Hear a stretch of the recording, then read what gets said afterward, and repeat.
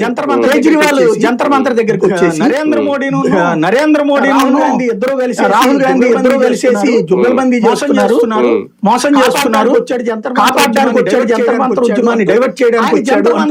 ఆయన జంతర్ మంతర్ లో నుంచున్న పని అంతకు ముందు వచ్చినోడు నిన్నెందుకు వచ్చినట్టు పంజాబ్ అంటే పంజాబ్ ఎలక్షన్ రాహుల్ గాంధీ లాగేసుకుంటాడు అని అర్జెంట్ వచ్చారు.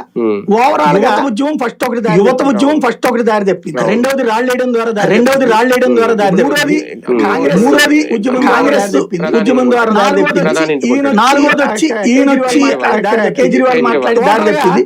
టోటల్ గా చచ్చిపోయింది, ఉద్యమ స్ఫూర్తి చచ్చిపోయింది, పెరిగింది, రాజకీయ స్ఫూర్తి పెరిగింది. నాకు ఆశ్చర్యం వేసింది కాంగ్రెస్ పార్టీకి ఎన్ఎస్యూ ఇట్లాంటి చదవలు సరిగ్గా వచ్చి కూర్చునే ముందు దేశవ్యాప్తంగా పార్టీ విద్యార్థి విభాగాల యువజన విభాగాల మెలమన్నా వచ్చేవాడు కదా. ఆ మాత్రం కామన్ సెన్స్ కూడా లేకుండా ఉద్యమం ఎందుకు చేశాడు నాకు అర్థం కాదు. క్రెడిట్ వచ్చిందా కాంగ్రెస్ కు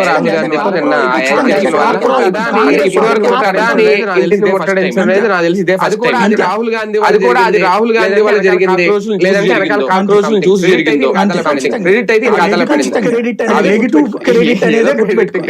ఏదో క్రెడిట్ మొత్తానికి ప్రధాని ఇంటి ముట్టడితో ఒకసారిగా లైమ్ లైట్ లోకి వచ్చింది అనుకోవాలి,